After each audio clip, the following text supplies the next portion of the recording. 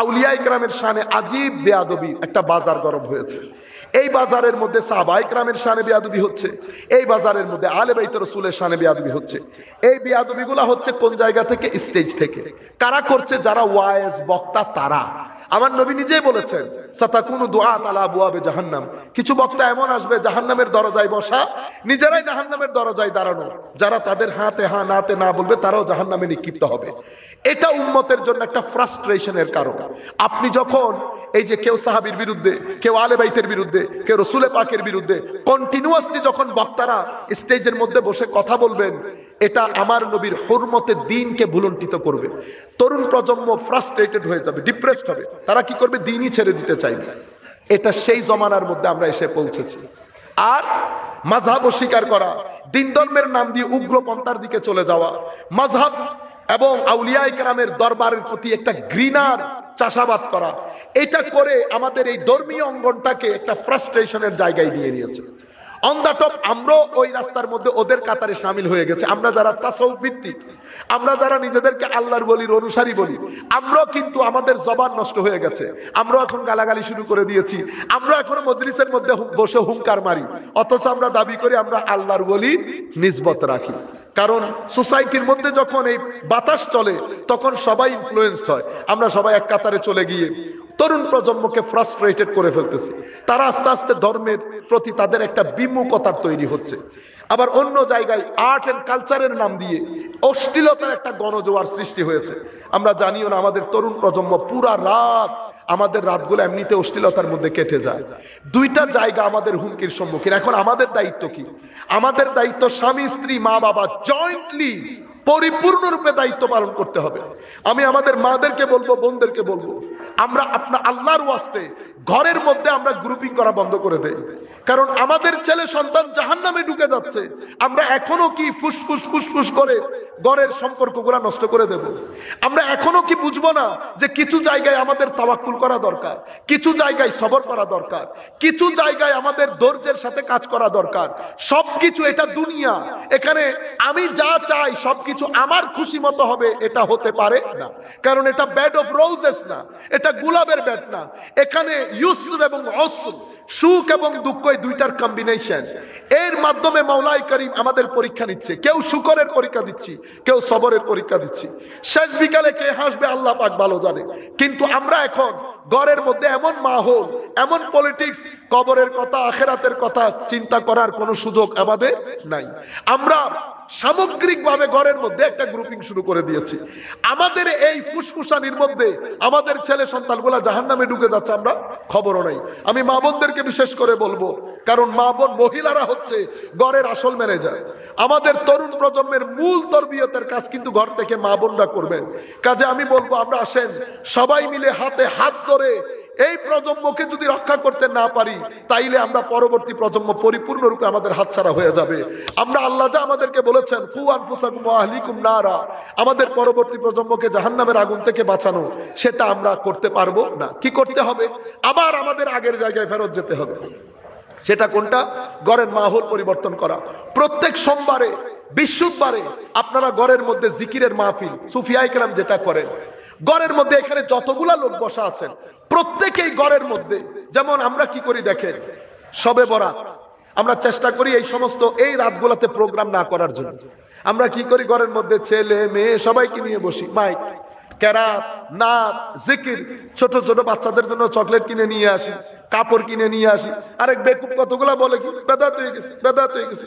ও বেটা, বেদাত সব জায়গার মধ্যে বেদাত বেদাত মারো, বাইরে থেকে।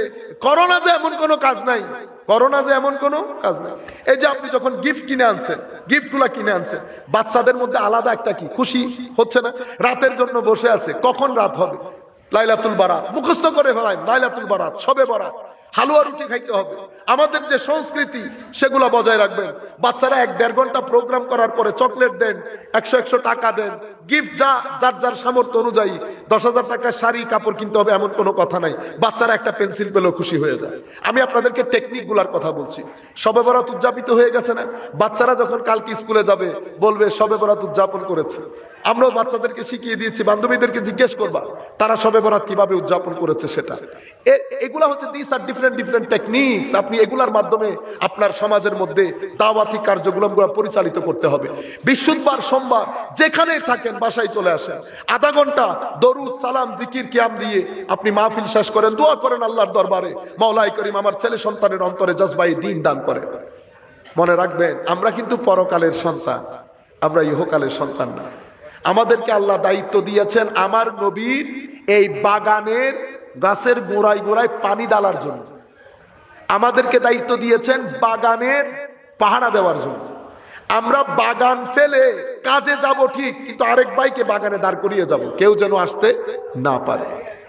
কিন্তু আমরা আমাদের দায়িত্ব কর্তব্য, অ্যাওয়ারনেস খতম, গাফলত হিটলেসনেস আমাদেরকে একেবারে জেকে বসেছে। সেই জায়গা থেকে আমরা উঠে আসব।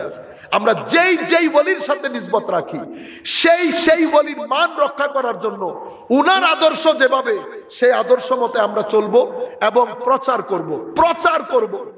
প্রত্যেক ব্যক্তি, আজকের এই উর্সের মধ্যে আমি একজন এসেছি, আগামী উর্সে যদি আপনি 10 জন নিয়ে না আসতে পারেন, তাহলে তো তবলিগই করেন নাই, আপনি তো প্রচারই করেন নাই।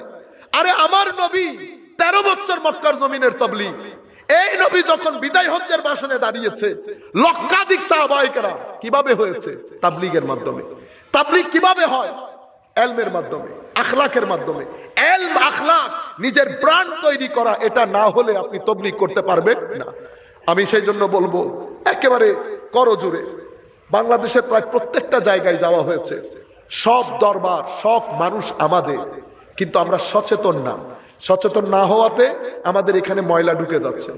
আসেন, আমরা কবর হাসরের আযাব ভুলে গিয়েও আমরা যদি দুনিয়াতেও শান্তি থাকতে চাই, আমার নবীর দেওয়া বিধান বাদে দুনিয়াতে শান্তি পাইতে পারেন না। যদি আমার নবীর দেওয়া বিধান বাদ দিয়ে যদি দুনিয়াতে কেউ শান্তি পাইতো, তাহলে তো আমেরিকা ইংল্যান্ড সবচেয়ে খুশিতে এবং শান্তিতে থাকতো। পৃথিবীতে আমেরিকা ইংল্যান্ডের চেয়ে আমরা লক্ষ গুণ ভালো আছি। দোয়া করবেন আমাদের কিছু লোককে যেন আল্লাহ হেদায়েত করে দেন। মাওলাই করিমের দরবারে বিনীত আরজ, আল্লাহ যেন আমাদের সেই সমস্ত ব্যক্তিগুলাকে হেদায়েত দান করেন। তকদিরে যদি হেদায়েত না থাকে, আল্লাহ কিছু ভালো মানুষ দিয়ে এই ব্যক্তিগুলাকে জমিন থেকে যেন উঠিয়ে নেওয়া হয়, যেন আমাদের তরুণ প্রজন্ম ব্রেইন গুলা আমাদের দেশ ছেড়ে বাইরে চলে না যায়, ব্রেইন ড্রেইন করে বাইরে গিয়ে দেশটাকে যেন মেধা শূন্য করে না ফেলে। আপনারা জানেন, পৃথিবীকে এখনো পর্যন্ত আমরা রাস্তা দেখাতে পারি।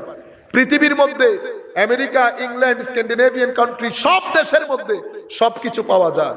একটা জিনিস পৃথিবীর কোনো কারো মার্কেটে পাওয়া যায় না, সেটা কি? শান্তি। পৃথিবীর কারো বাজারে শান্তি নাই।